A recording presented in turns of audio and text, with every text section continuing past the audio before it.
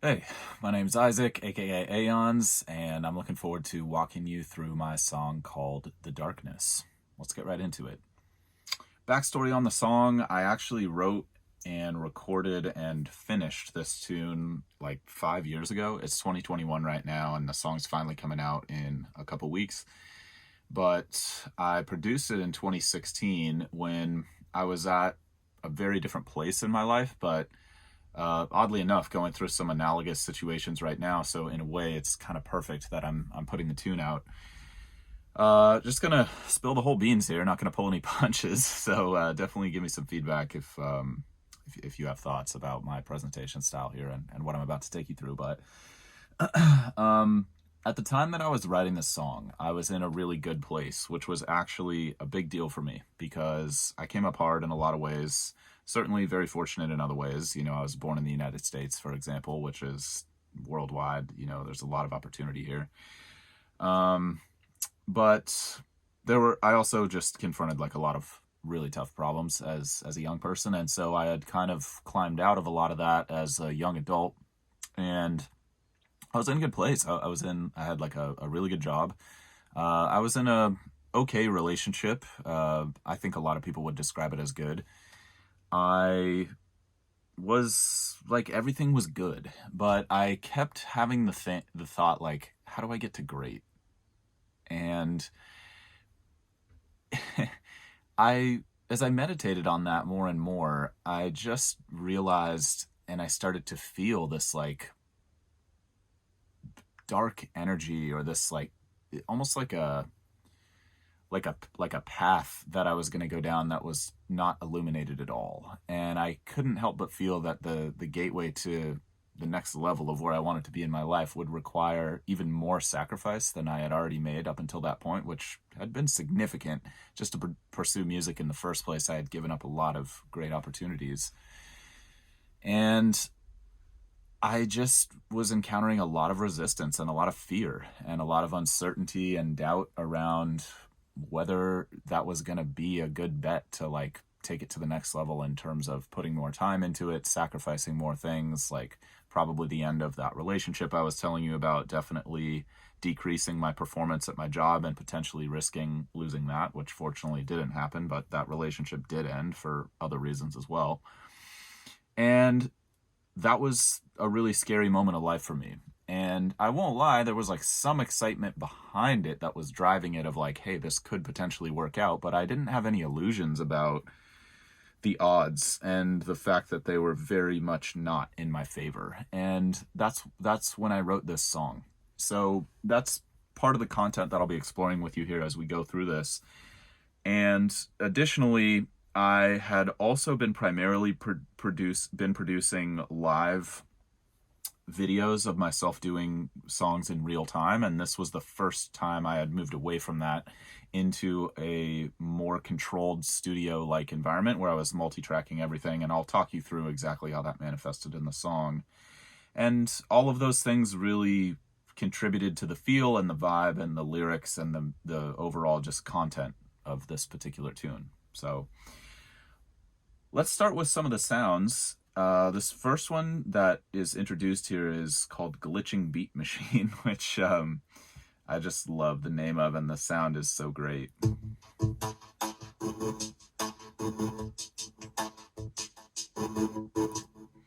So I chopped it up a little bit to make it mine, but interestingly, this is just a preset in a synthesizer that comes with the program that I use to produce the song. The program I use is called Logic Pro.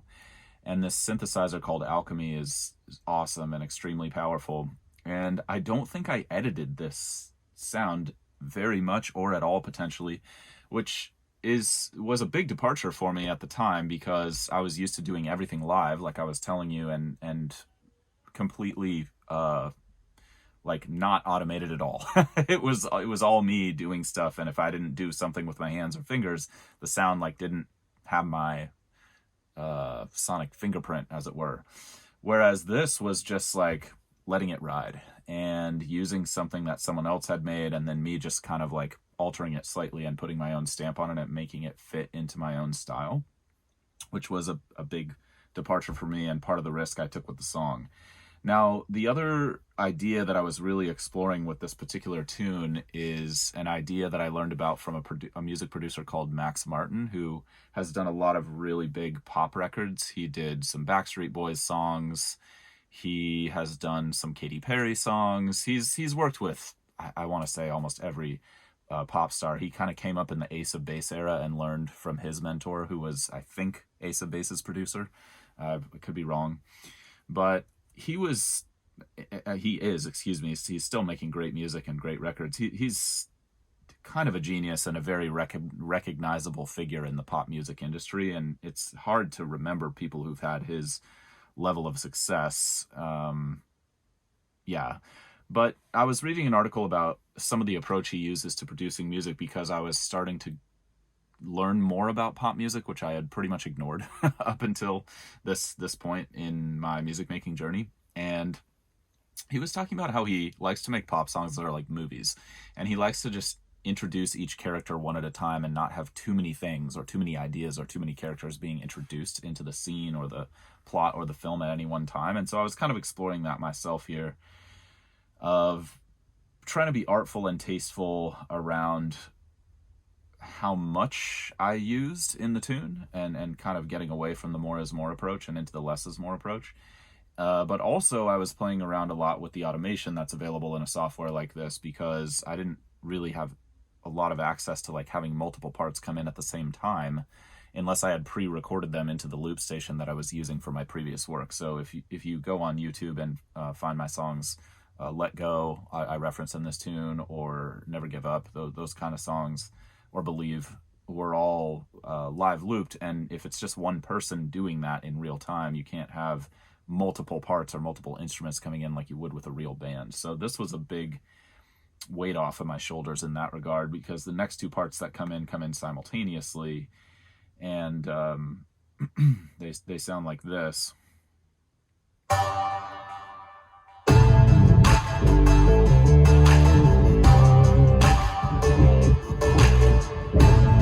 I guess that's actually a few parts coming in. So I guess the next part that comes in, getting back to that introducing characters idea, is another synthesizer. It's not an Alchemy synthesizer. It's this other Logic Pro pre-made synthesizer. I think I played around with this one a little bit.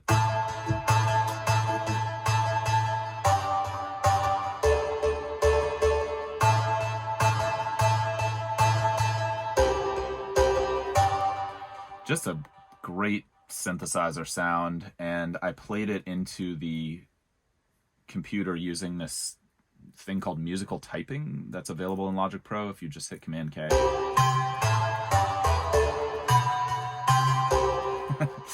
And I still get a kick out of it. It's so thrilling to me personally to use. It's such a cool thing on so many levels for me.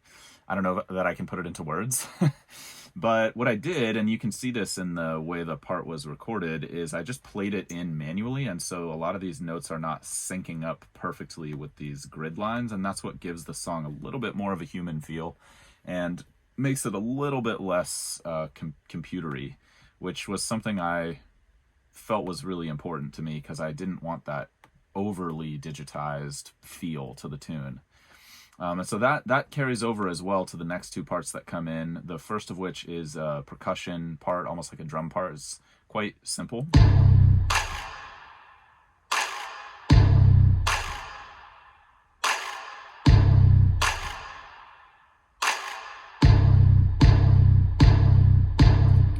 And similar to what I was just describing, I actually played this in with the musical typing, because just drawing in these notes really wasn't doing it for me. It's a very subtle difference. I don't even know that you're going to be able to hear it, but what I'll do is I will do something called quantizing these real quick, which basically like snaps them perfectly to the musical grid, and they're in like quote unquote perfect time, meaning that there's the exact same amount of distance or silence between each note.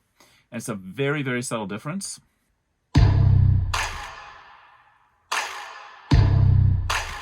If you hear it in the context of the song, it does change the feel a little bit.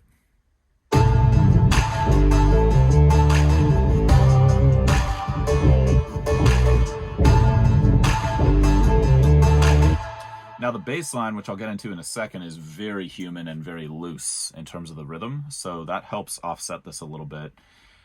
But to me, when the drums are like that snapped to the grid line and that perfect, it sounds a little clinical. Like the groove is like, there's something a little bit off about this. It doesn't feel right to me. So if I undo that operation and I go back, hopefully, again, it's quite subtle, potentially imperceptible to many or most people, but it felt very different to me.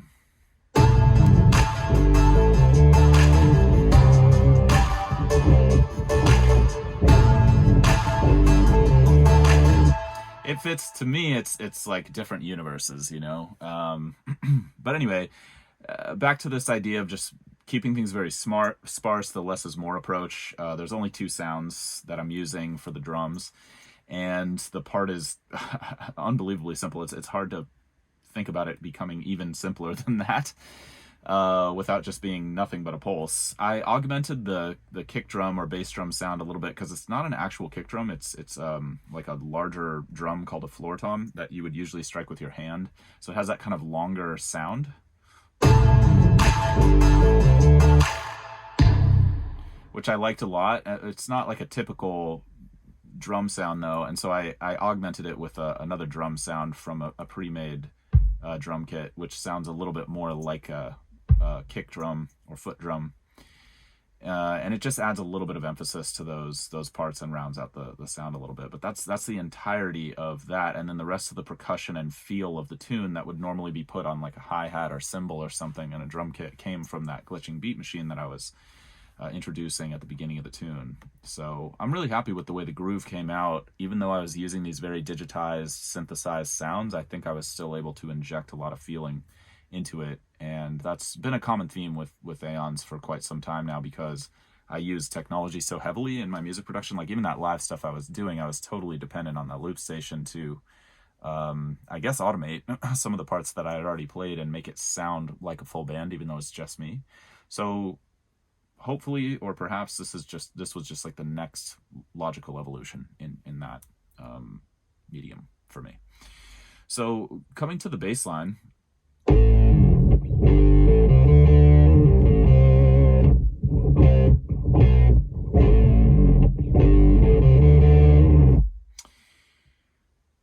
you know, it's interesting to revisit this and really meditate on like how synthetic a lot of these sounds are, but how I tried to humanize them through the rhythm and the feel and the note placement, because that's actually a guitar. It's not a real bass, and it's being played through a effects pedal that actually moves the whole sound down an octave or two, so it has that more bassy sound.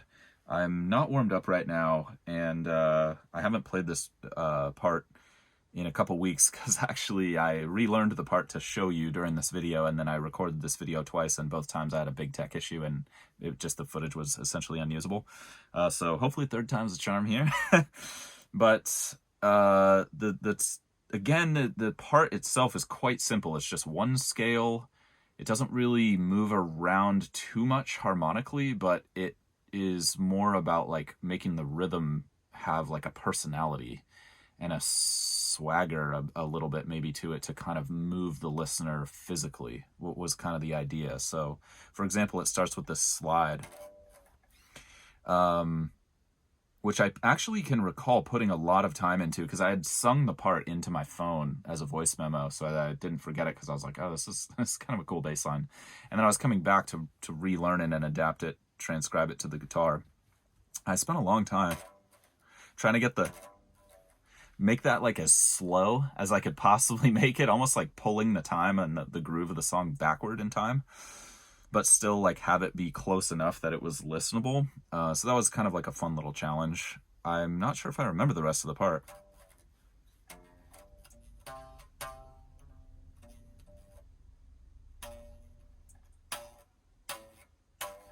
Something like that. And then I think it goes up. Something like that. It's got like a fun, funky thing that comes in the chorus. Let's see if I can find it for you.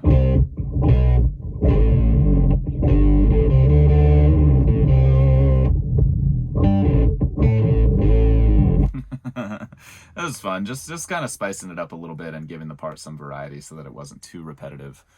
And that kind of was the main riff of the song that I ended up building a lot of the harmony and the vocal rhythm around, which is typical of my writing style, starting with a bass line or like some kind of riff, and then pairing that with some type of percussion. So again, with the less is more thing, that part remains relatively constant throughout the song. I chopped it up a little bit here, as you can see on the computer screen, which was kind of just a fun effect that gave it a little bit more of like a hip-hop sound and flavor, and allowed me to inject a little bit of that influence of mine into what is essentially like a pop rock tune. So what else do we have? I guess that brings us to the vocals. So we can start talking about the lyrics a little bit here. I finally let go, and now I'm ready for more. It's funny, again, as I was preparing for this, I was looking back at this part and this mix and like what I had done in the production process, and my skills have evolved significantly in the 5 years between when I first made this and now that I'm talking through it with you. And this vocal is as bare bones as it gets. I mean, it is just my voice and then compression, which essentially creates the impression that I'm actually singing louder than I am. And it's just a common practice in recorded music because you don't have the visual element of watching someone sing. It's important in a lot of situations to use compression. It's become popular over the years to use compression to be able to draw out some of that emotion that would have otherwise gotten lost in a recording. And also just recordings these days, especially in the pop genre, are inhumanly loud in terms of the way that like most normal humans just could not sing at like that uniform of a volume. But it's important for the technical aspects of making music sound good in a recording to make sure that the vocal is not being too loud or too soft at any given time. Otherwise it can get kind of annoying as a listener, like you can't hear it sometimes and then other times it's way too loud. So compression is basically just a practice to help mitigate some of those downsides that are less of a big deal in live performance. And that's pretty much it. It's compression. There's a little bit of just cutting out some low frequencies in my voice that were making the sound a little less sweet. And then this thing called a de-esser, which basically just makes the S sounds a lot less harsh, which is important when you're compressing because otherwise that can get overwhelming. And you can even hear when I'm talking right now probably that my S's are like, they're quite pronounced, I think, when I'm talking, and sometimes that comes out when I'm singing as well. So just taming that a little bit, but otherwise it's just like, this is how my voice sounded at that time. So it's kind of an interesting little time capsule to revisit.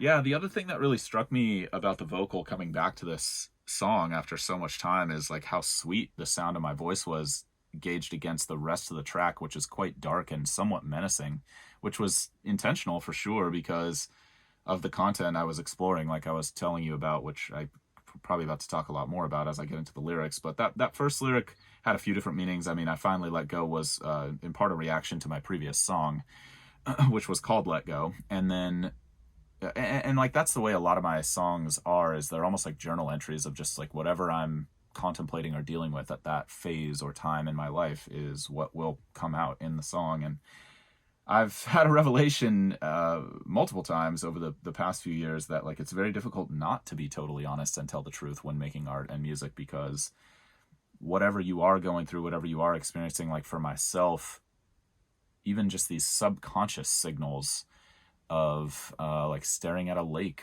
or like the tone of voice of a friend or partner I was talking to a lot while I was making the song, it all comes out, which is like crazy to kind of take a step back and be like, oh, that's why that sounds that way. And it's often not obvious in the moment, but coming back to it, it's a bit shocking. But yeah, finally let go. And then of course letting go of my previous medium of creating art and embracing this more digitized, more synthesized medium. And also letting go of a lot of my attachments to my self-identity, my ego around being successful in the traditional sense and really embracing the path of an artist, like knowing full well that that probably was not, statistically at least, going to be profitable financially for me. In terms of my personal growth, I knew it was going to probably pay dividends. But even at that time, I was scared. Like, what I was really scared of is almost like an addiction, where I was like, I'm obsessed with this, and it's like genuinely messing up other areas of my life. Like, am I okay with that? And those are big questions and contemplations that I'm meditating on throughout the song. And so part of it is just letting go of like, okay, I'm going to at least explore this through a song.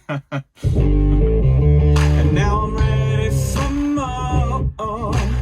Somewhat self-explanatory lyric. I think it just kind of flowed naturally. Kind of felt good to say afterwards. And perhaps obviously like letting go of something creates a space, a vacuum that something else can fill. Clarity and vanity just don't go together. Probably somewhat self-explanatory lyric as well, but again, just meditating on this idea of ego and how that can be quite limiting and quite distorting of the truth, which I think is something I was really seeking here.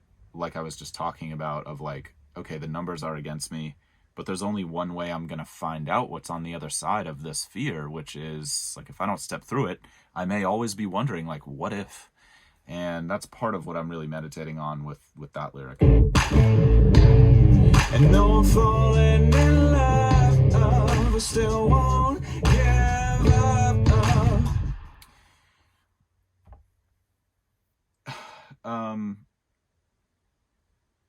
It's hard to walk myself back to like the multitude of meanings that are contained in these words, but on the surface level, I was in a relationship with someone, but I had a big crush on somebody else, and so that was like feeling like I was falling in love with this other person, but I wasn't going to compromise my integrity. So that was really just me affirming to myself, much like a journal entry of just like, I'm having this experience. It's a very private experience. I don't necessarily want to divulge it, but at the same time, like, I want to think through it and talk through it with somebody, and I don't feel like there was anyone I could trust at that time. And so I was working on it through myself, of just reaffirming like, I'm not gonna compromise like on my commitment to this other person, even though like my feelings are strong.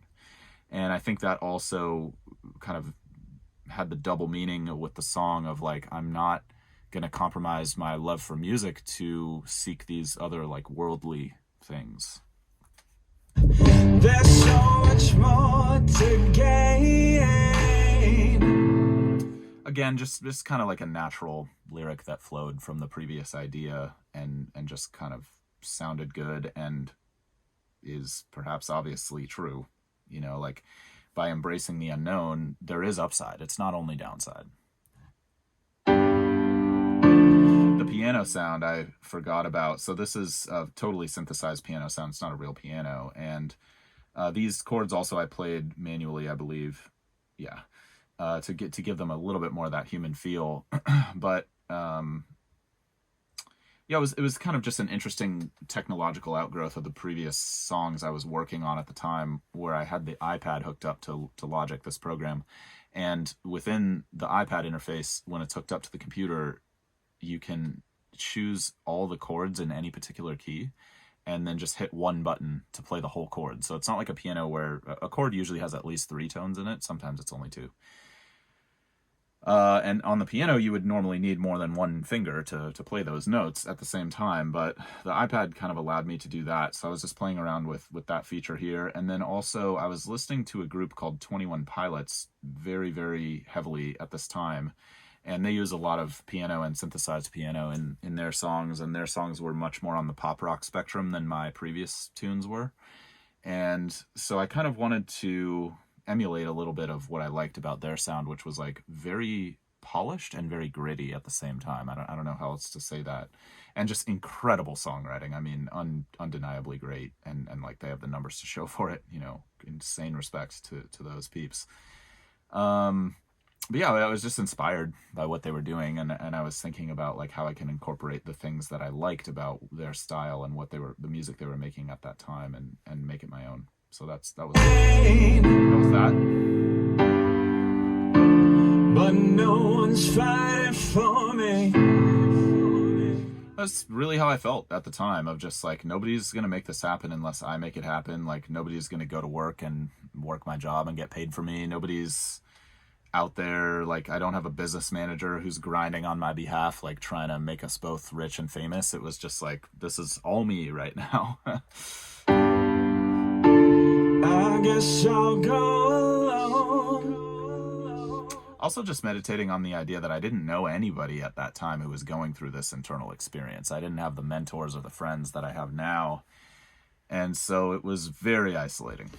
Into the darkness, so hopeless, but ever so deep, I'm facing nothing.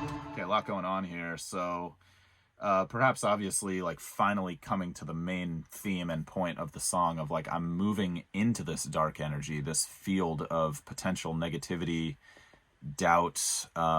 It almost felt like something that was already inside of me that I was avoiding looking at, almost like a past trauma, or like, who knows, you know, who really knows and understands the intricacies of the internal world of human beings. But just giving it a name and acknowledging to myself that, hey, you know, here we go. We're doing this. We're committing, and let's talk about it amongst ourselves, amongst myself.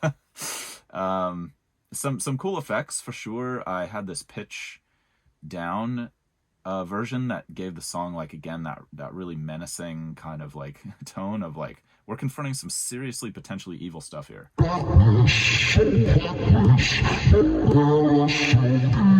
It definitely felt like there was a different part of my personality emerging, not like evil in the sense that we would typically think of like the dark sides of our personality, like not like infringing on anyone else's human rights, not like, you know, anything crazy like stealing or killing or horrible stuff. Like, there's already way too much of that in the world today, and I'm not the type of person who's trying to magnify that.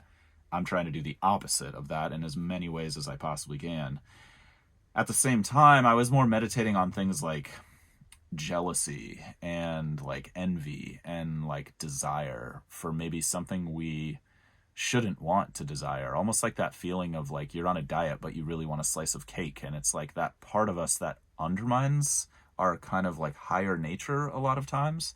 And I was really meditating on like, can that energy be used to make something good, or is it just uncorruptibly bad? And it was definitely like a self-reflective moment where I was thinking about like jealousy in particular, of like, you know, jealousy can be really, really bad, and it can totally ruin people's lives and like cause wars and horrible things. But it can also be an indicator of like, that person has something that I want, and if I can figure out how to manifest that for myself, I can have that experience too. And in a way, that person is inspiring me. It's manifesting through this kind of like negative channel of jealousy, rather than the classic like, oh, I'm so inspired by you. It's like, no, I'm jealous that you have that and I don't. And it was, I think, just a part of me admitting that like, that part of myself existed. I didn't have to suppress it to be a good person. I didn't have to give into it. You know, I'm not going to steal something that someone else wants and become like a terrible person who's making the world a worse and more dangerous and like awful place for basically everybody. But that it was okay to look at that and ask like, can that energy be harnessed for something good, to make something beautiful? And that's like, so much of my creative process is taking a lot of horrible things that I've gone through or that I'm currently going through, and being like, you know, this is probably going to be horrible no matter what, but maybe I can make something beautiful out of it by making a piece of music that helps me process through it, that maybe helps other people process through it, or process through whatever they're going through. I mean, that's the kind of nice thing about music, is it can mean something different to everybody who hears it. But that's partly where that vocal sound came through. It was also heavily influenced by, I think, a 21 Pilots song where they have that kind of sonic in the background. I don't remember exactly if I was inspired by that or not. Probably though. And then I thought it was a great counterpart to the vocal I was talking about before, darkness, so heartless, which was kind of like sweeter and more like innocent.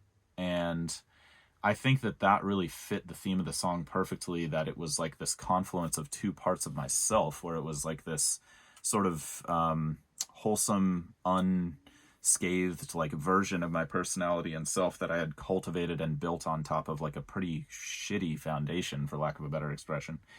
And then kind of like unearthing that and being able to like meet some of the other aspects of myself that potentially could help me out, you know. So I felt that those sonics made that happen, you know, and it gave the song a little bit more punch too. And then I have these little background vocal parts that are just for emphasis, but they're kind of funny sounding. I listened to them the other day.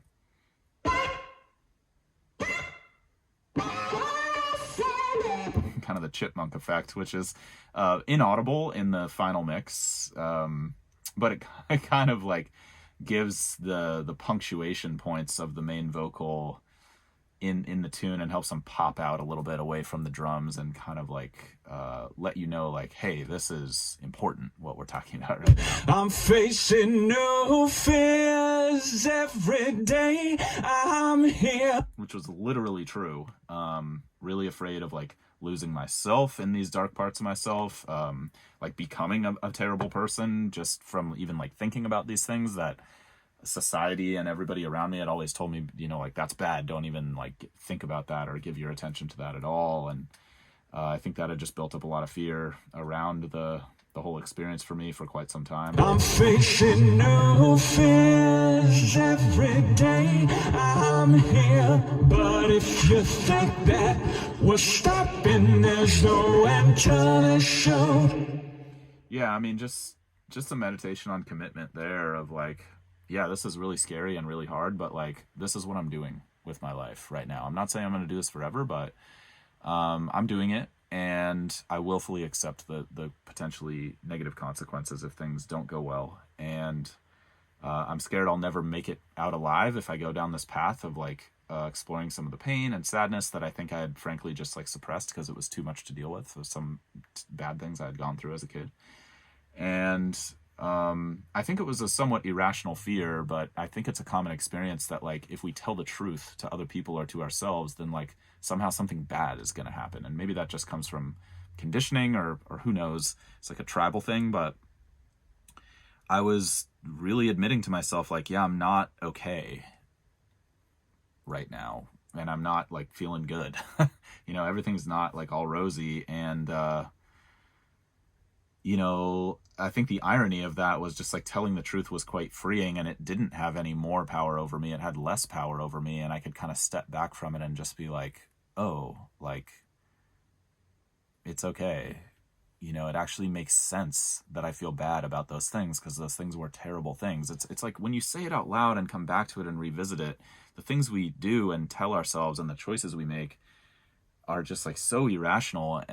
But I guess hindsight's always 20/20. In the moment, there's like so much fear and anxiety and uncertainty around just exploring like what's really happening within ourselves. And so much of this song is just about that. We choose the moment that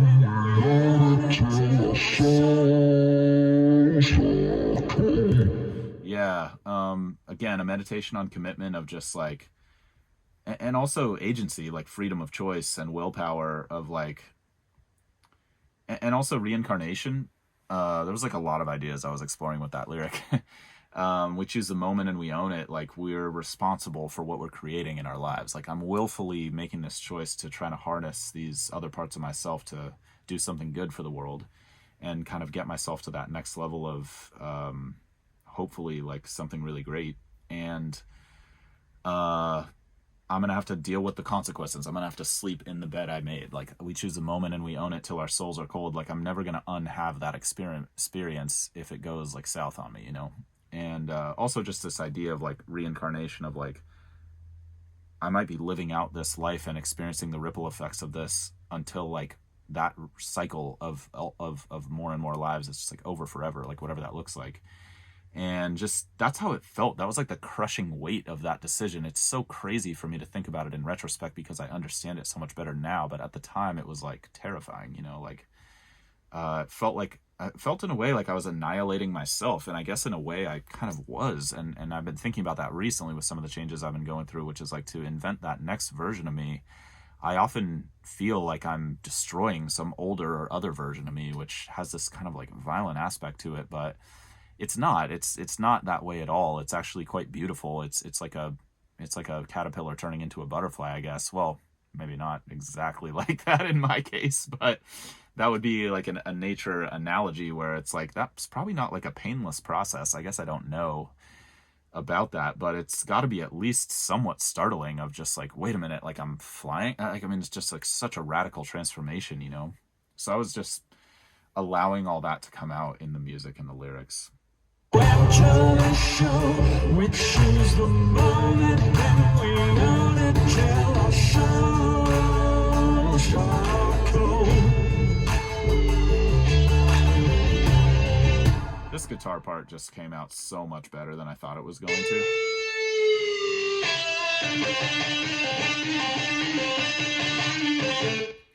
I was just improvising over the song. I was like, could a guitar part fit in this? And I was just kind of playing around, and then that came out. So I chopped it up and found a nice little place for it as kind of a bridge to the next section. And then it kind of holds its place in the second verse and glues the groove together in a nice way.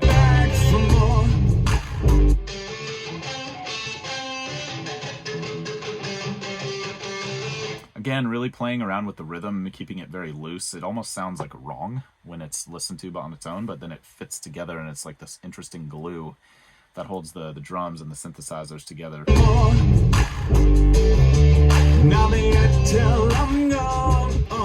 Back for more. I'll be here till I'm gone. I mean, again, just exploring the previous theme of commitment and like embracing the good things and the bad things about that. Pushing the wheel so hard it spins into the unknown. I was reading a book literally called Good to Great. It was the second time that I had read it. It's by Jim Collins. It's actually a business book about why some businesses succeed and others fail within the same market. And there's a concept in it, because they kept interviewing these executive teams and employees of these really successful businesses and being like, what was the moment? What was like the big breakthrough that you had where everything made sense and you had the instant success, you know, rocket ship? And over and over and over again, every time they asked that question, the successful people just said, like, you don't understand. It was not like that at all. All we did is we had a process, and we just kept hammering that and trying to do the right thing day after day after day after day after day. And eventually that caught so much momentum that it was like a flywheel that was like very, very, very difficult to move at the beginning. But once you get it going, it has its own speed and momentum, and you just have to maintain it. And that's really how I felt with this new direction I was going in. It was like everything was unfamiliar, everything was hard all of a sudden, everything was new. But I'm just going to do it until it spins so much that it takes me to a place that I can't even see right now. And given some of the difficulties I was facing internally, that sounded great at the time. It sounded like relief. Just any kind of change would have been good. And if you're ready, I can use a hand, but if you're tired, I'll understand. Again, just acknowledging to myself, like, I'm open to meeting other people who can help me on this journey, but like, it's not looking like anybody's wanting to walk down this like dark and scary path with me right now. But now I realize if I had just taken more responsibility and been a better communicator, you know, I'm sure there would have been plenty of people around me who would have helped me and supported me. But it was just this self-created suffering I was living in at the time of like perpetuating this feeling of isolation that was in some ways real and in other ways was probably totally self-inflicted, honestly, looking back at it now.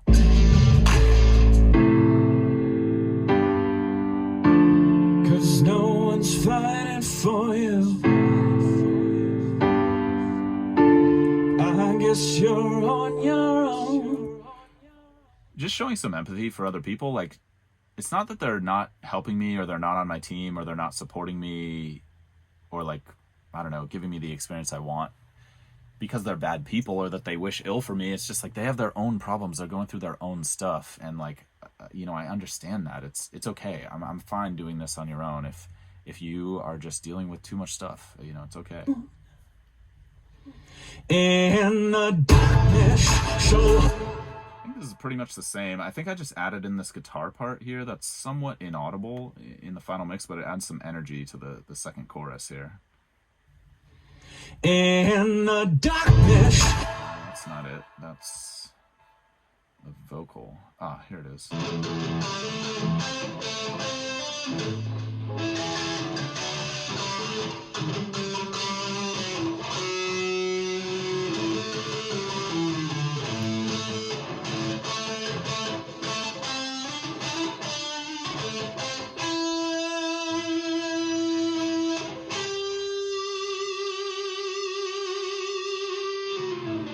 It was just a part that I had come up while improvising, and I was like, it doesn't like fit perfectly, but I can't not leave it. I can't leave it out. I just like had to put it in there, so I couched it like quite quietly. But I listened to it for the first time in by itself like in 5 years a few days ago when I was doing the previous rep of this video, and I was just like, oh my gosh, this is so much better than I remember it being. So that was a fun little discovery, a little diamond in the rough there.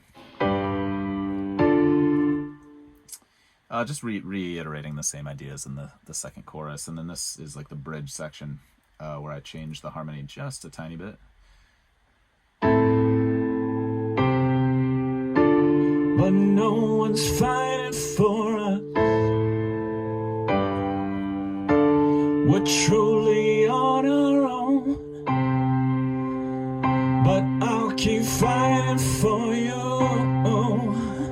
You'll never be alone. I just wanted to put a positive spin on some of the negativity I was exploring in the song, because it was really bringing me down, and I was just like, is this all that this is just like pain and suffering, and like is that what like greatness is made of, is that really how we go from good to great? And I was like, no man, like it can mean more. It's not just this selfish act that I'm trying to produce to like fulfill my own desires. It's a genuine intent that other people will be able to relate to and profit from this music. And yeah, I think I was just like reiterating that to myself and the listener of like, it's not a hopeless experience. And it was a good time to put it in the song, because it was like I only learned that and realized that after like letting myself sink and kind of in a way be pulled under by some of the negativity that I was feeling internally. And then I just realized like, okay, this isn't like a fruitless pursuit. There's knowledge and experience to be gained, and like maybe this song even will help somebody out at some point. In the darkness, so hopeless, whatever so deep. Just turning everything up as loud as possible there at the end to kind of bring it on home, which is just like a kind of a classic production technique. I don't know what these sounds are. Just doubling that other part to kind of give that section some more energy.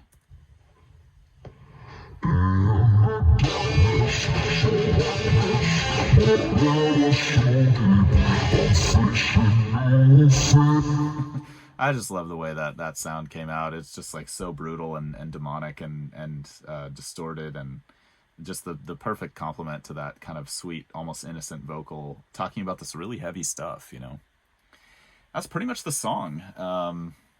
Definitely reach out to me if you have questions. Otherwise, I'll briefly just walk you through the video, which I did recently. So I finished the song, and I was not happy with the way it sounded. I felt like it didn't have the weight that it needed sonically, given the topics I was exploring, so I never put it out. And then recently, over the years, as my production chops have just gotten much better, I was able to more recently get it to a place where I feel good about the way it's sounding, and I feel like the original message of the song is actually palpable, experienceable as a listener, and so that's why it's coming out now. And then I've been the last few months really working these still images from my friend Sean Vallis, who's just an unbelievably great abstract painter, and I felt like his artwork was like the perfect complement to this music and the music I've released with him, because he would often have these like very organic shapes and colors, like kind of situated in these very constrained, like identifiable shapes, like circles, spheres, cubes, things like that. And I thought that was a good analog for the music I was making, because it was like this chaotic internal environment that I was experiencing, but I was trying to frame it in a way where it was like consumable in a sense of just like, here's a song, here's a defined set of boundaries around this emotional experience that can be played and paused at will, which was not like how my life experience was at the time. So I thought that was a good analog. And the video came out very similarly. So Sean and I have been talking quite a bit about this, and I wanted to do something a little bit more dynamic for this particular tune. And so this is what came out. So this is the video session we're looking at. It's in a program called Blender, which is a 3D animation software. And all I've done here is I've taken a very simple cube and just flattened it, and put a modifier that's pre-programmed in the program on it that turns it into like a ocean wave kind of pattern. And again, that's a perfect analog to the song I was just walking you through, in the sense that I was like just embracing, like, this doesn't have to be some bespoke custom made thing for this song. I can use tools that other people have developed to make my life a little bit easier. And then what I've done is I've situated it in this just somewhat neutral kind of color background, and then just adjusted the lighting to taste. Essentially, this is like a sun effect down here. And then what's common in 3D animation is to include something called an HDRI, which is a real world image that's in 3 dimensions. So this is one of a national park that I had recently visited prior to releasing the song. So I thought that was like a perfect little just journal entry piece to put in.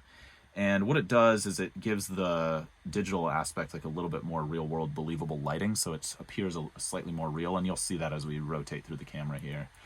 And what I did is to this flattened cube, I just, and the ocean waves, I mapped the sound waves of the song. Let me see if I can show it to you here. I mapped the sound waves of the song to the height of the waves, and you'll see how it gives it this very recognizable watery and ocean-like quality, but at the same time is like clearly being manipulated and like distorted. And I thought that gave this great visual element to the tension and the dark aspects of like this gateway of this like square doorway almost thing, but it's like you're walking into the ocean. Like, it's totally scary, and like you're probably not going to make it out, you know? And yeah, so that was like the perfect visual complement I felt to the song. Let me see if I can find it here. Oh, I think I have to select the actual deal. Let's see if I can show you here. Yeah, so this is the ocean thing, and then the scale maybe is the one I'm manipulating, is the variable I'm manipulating here, I think. So let me go back to this graph editor and see if I can show you. Yeah, so there is a feature, a function here where this is a sound wave of the actual song. This is exactly what the audio file looks like if you were to look at it visually in terms of the volume spiking and intensity, and I've just mapped that to the height of the waves. And the way the animation transmutes it just worked. I don't know how else to say that. And you can see that if I enter the camera view here.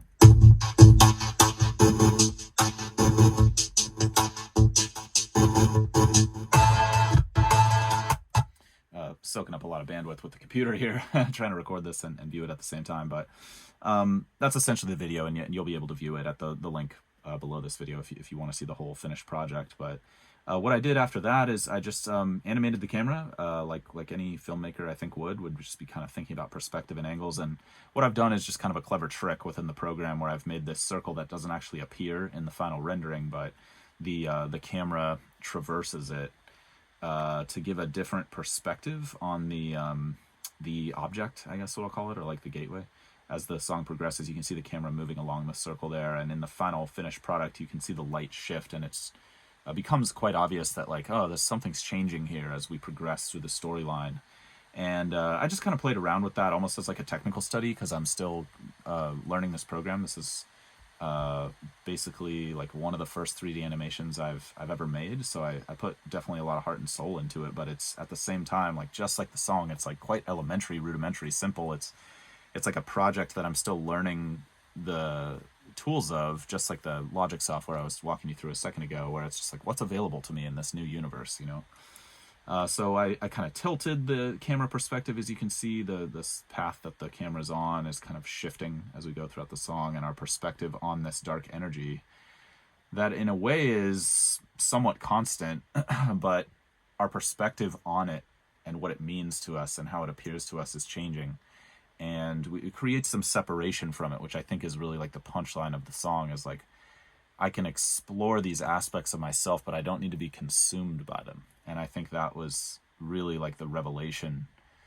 That was the upside of doing the work of producing the finished project. So I'm very, very happy with the way the video turned out. I think it ended up just somewhat miraculously, and without me necessarily like planning it out perfectly, became the vision that I was really seeking. And it's always nice when things do work out, because as any artist will tell you, there are major sticking points in virtually every project where you get stuck sometimes for years on end, which was the case with this song. I mean, it was sat there for 5 years, and then finally it worked. And I'm just so happy I could finally get it out of my system and get it into the world, which is, I think, hopefully where it belongs and where its rightful place will be over time. So I don't know that I have so very much more to share than that, other than the fact that we could probably talk about all those subjects I brought up forever, but just in the interest of not going too far down that rabbit hole right now. I just appreciate you for checking this out. If you're still watching at this point,